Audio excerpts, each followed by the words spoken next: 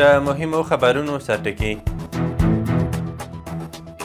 قطر کې د سرې میاشتې ټولنې له رئیس سره د اسلامي امارت د سفیر کتنه.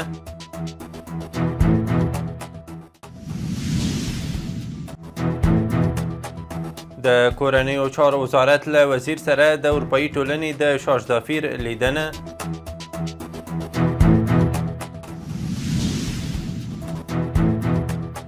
کابل ته د ازبکستاني پلاوي راتګ.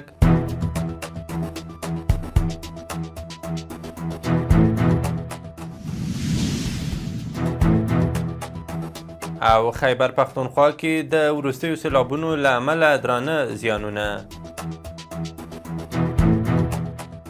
د واک ټلویزیون درنو لیدونکو سلام، وخت مو بخیر. نن یکشنبه د زمري 26مه. اوس هم بشپړ خبرونه. قطر کې د اسلامي امارت سفیر سهیل شاهین د دغه هیواد د سرې میاشتې ټولنې له رئیس فیصل محمد العمادي سره د افغاني او قطري سرې میاشتو ټولنو ترمنځ پر همکاریو خبرې کړې دي. دوحه کې د اسلامي امارت د سفارت د خبرپاڼې له مخې دواړه لوري افغانستان ته پر سوري زړه ناروغۍ د اخته ماشومانو د درملنې په موخه د قطري ډاکټرانو پر استولو، افغان ډاکټرانو ته د سوري زړه ناروغۍ په برخه کې د وړتیا لوړولو پروګرامونو پر جوړولو او د افغاني سرې میاشتې ټولنې د سوري زړه د درملنې روغتون د بیا رغونې په برخه کې پر همکاریو غږېدلي دي. د خبرپاڼې له مخې د قطر د سرې میاشتې ټولنې رئیس یادو برخو کې د همکاریو ډاډ ورکړی دی. د کورنیو چارو وزیر په کابل کې د اروپایي ټولنې له شاژدافیر سره کتلي دي. د کورنیو چارو وزارت ویان مفتي عبدالمتین قانع ویلي چې په دې لیدنه کې دواړو لورو د افغان کډوالو د ملاتړ، بشري او روغتیایي مرستو د دوام، د روږدو کسانو د درملنې او یو شمېر نورو مهمو برخو کې د همکاریو پر پراخولو خبرې کړې دي. د برېښنا شرکت پر ایکس لیکلي د ازبکستان انرژۍ وزیر جورابیک میرزا محمدوف د افغانستان لپاره د دغه هیواد ځانګړی استازی اسمت الله ارګاشیف پلازمینې کابل ته په رسمي سفر راغلی او د اماراتي شرکتونو د رئیس احمد جان بلال او د افغانستان برېښنا شرکت عمومي اجرایوي رئیس عبدالباري عمر سره کتلي دي. ټاکل شوې ده چې تر راتلونکو څو شیبو له ازبکستان راغلي استازي او د افغانستان برېښنا شرکت ترمنځ د څلورو لویو پروژو تړونونه لاسلیک شي. د کار او ټولنیزو چارو وزارت د یوې خبرتیا په خپرولو سره ویلي د 1404 کال د زمري 28مه له انګریزي ښکېلاکه د خپلواکۍ اخیستلو ورځ ده.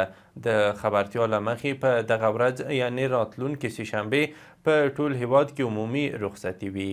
د لوګر ولایت د برکي برک ولسوالۍ په عبادالله کلي کې د شهید محمد انور لومړني ښوونځي لپاره د ودانۍ د جوړولو چارې پیل شوې دي. د یاد ولایت د پوهنې ریاست ویاند شاپور عرب وایي چې یاده ودانۍ د یوه خیریه بنسټ په مالي ملاتړ د 2,850,000 افغانیو په لګښت جوړیږي.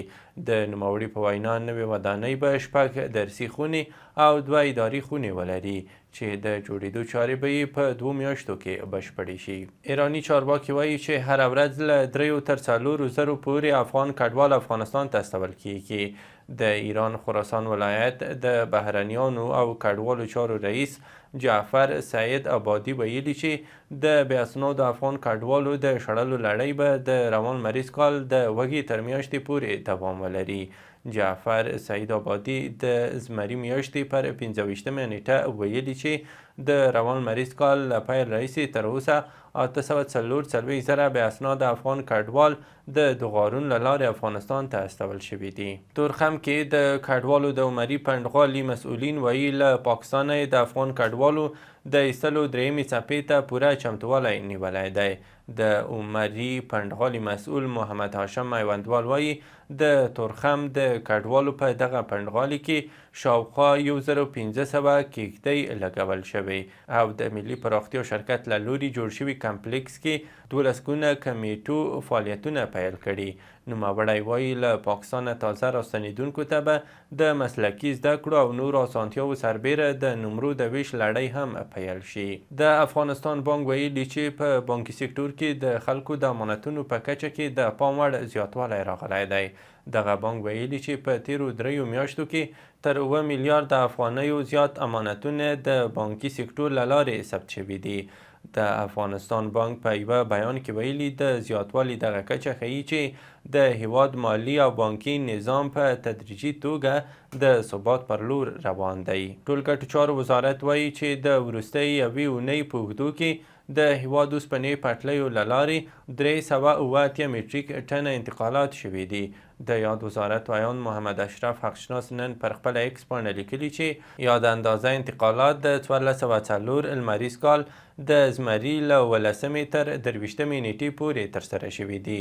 هغه زیاته کړې له دې ډلې 55,000 او 395 ټنه انتقالات د حیرتان بندر، 8,120 ټنه د اقینې بندر، 13,000 او 90 ټنه د تورغونډۍ او 11,108 ټنه د خواف هرات اوسپنې پټلیو له لارې شوي دي. د سرچینې د معلوماتو له مخې له دغو انتقالاتو څخه 190 ټنه د هیواد صادرات دي چې وچه میوه او د انارو جوس پکې شامل دي. د افغانستان پخواني ولسمشر حامد کرزي په خیبر پښتونخوا او ګلګت کې د سختو اورښتونو په پایله کې د مالي زیانونو او مرګ ژوبلې پر اوښتو خواشیني څرګنده کړې ده. هغه پر ایکس لیکلي د خپلې خواخوږۍ او غم شریکۍ مراتب د قربانیانو کورنیو ته وړاندې کوي او ټپیانو ته د بیړنۍ روغتیا غوښتنه کوي. پاکستاني رسنیو راپور ورکړی چې په خیبر پښتونخوا کې د ژغورنې عملیات دوام لري، خو د اورښتونو له امله د شدیدو سیلابونو د راوتلو په پایله کې تر 350 زیات کسان مړه شوي دي. یوازې په خیبر پښتونخوا کې 328 تنه مړه او لسګونه نور ټپیان دي، په داسې حال کې چې په ګلګت بلتستان کې 12 تنه او په کشمیر کې 11 تنه مړه دي. رسنیو د روغتیایي چارواکو له قبله ویلي ښایي د مړو شمیر نور هم لوړ شي، ځکه د پلټنې او ژغورنې عملیات په هغو سیمو کې روان دي چې ډیری اغیزمنې شوي دي. په دغو سیمو کې چې بونیر، سوات، مانسره، باجوړ او پټګرام شامل دي، سیلابونو او ځمکې ښویېدنې کورونه، هټۍ او زیربناوې ویجاړې کړي دي. رویټرز خبري اژانس راپور ورکړی چې د اسرائیل پوځ دې ته چمتووالی نیسي چې د غزې شمالي سیمې تخلیه کړي. اسرائیل ویلي سر له نن یکشنبې به د غزې اوسیدونکو ته خیمې او نور لنډمهاله پنډغالو اړوند توکي ورکړي او سویل ته به یې لیږدول پیل کړي.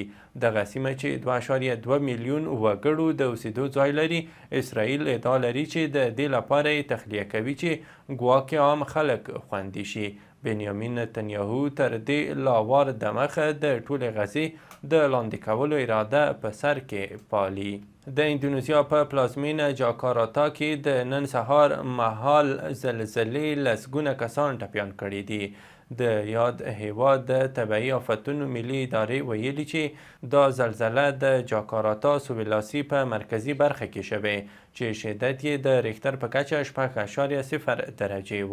سرچینې ویلي دا زلزله چې د 10 کیلومتره په ژوروالي رامنځته شوې د پوزو په سیمه کې حس شوې او شاوخوا سیمې هم لړزولې دي. په دې زلزله کې 29 کسان ټپیان شوي چې د 2 ټپیانو روغتیایي وضعیت د اندېښنې وړ دی. د امریکا ولسمشر ډونالډ ټرمپ تېره ورځ شنبه وویل چې اوکراین باید له روسیې سره د جګړې د پای ته رسولو لپاره یوه هوکړه وکړي، ځکه روسیه ډیر لوی قدرت دی خو اوکراین نه دی. دغه څرګندونې ټرمپ له پوتین سره په الاسکا کې له کتنې وروسته وکړې چې ویل شوي ولادیمیر پوتین پکې د اوکراین د لا زیاتو ځمکو غوښتنه کړې ده. رویټرز خبري اژانس راپور ورکړی چې ټرمپ د پوتین هغه پیغام هم د اوکراین ولسمشر ولادیمیر زیلنسکي ته رسولی چې پوتین ټوله دونیسټیک سیمه غواړي چې ورته تسلیم شي. بلخوا د امریکا ولسمشر ډونالډ ټرمپ د اوکراین له ولسمشر ولادیمیر زیلنسکي غوښتي چې د سولې لپاره د دونباس سیمې پرېږدي، خو زیلنسکي دغه وړاندیز رد کړی دی. مخکې تر دې ځینو رسنیو خبر ورکړی و چې ولسمشر پوتین له ټرمپ سره د کتنې پر مهال د دونتسک سیمې د خپلولو او د روسیې له خاورې سره د یو ځای کولو غوښتنه کړې ده. د سپورټ له ډګره دا چې د پاکستان د کرکټ بورډ غوروي کمیټې د افغانستان پاکستان اماراتو ترمنځ درې اړخیزو شلوریزو لوبو لپاره نوملړ اعلان کړ. ټاکل شوی چې د روانې اګست میاشتې پر 9 افغانستان پاکستان او متحده عربي اماراتو ترمنځ په شارجه لوبغالي کې د کرکټ درې اړخیزې لوبې وشي. افغان کرکټ بورډ بیا تر اوسه د دغه لوبو لپاره نوملړ نه دی اعلان کړی. او وروستی خبر هم دا چې د پاکستان کرکټ بورډ له لوري د درې اړخیز سریز او آسیا جام لپاره د نوې لوبډلې اعلان چې پکې بابر اعظم او محمد رضوان نه دي شامل، د پاکستان کرکټ مینوالو او عامو خلکو پراخ غبرګونونه راپارولي دي. دوی وایي بابر اعظم او رضوان د پاکستان د کرکټ تر ټولو با تجربه لوبغاړو دي او د هر ډول فشار د منلو وړتیا لري. د هغوی په وینا پر لوبغاړي ښه او بد وختونه راځي، خو دا په دې معنا نه ده چې په داسې مهم وخت کې د لوبډلې برخه نه وي. درنو لیدونکو له ملتیا مو مننه. وروستي خبرونه مو همدومره وو.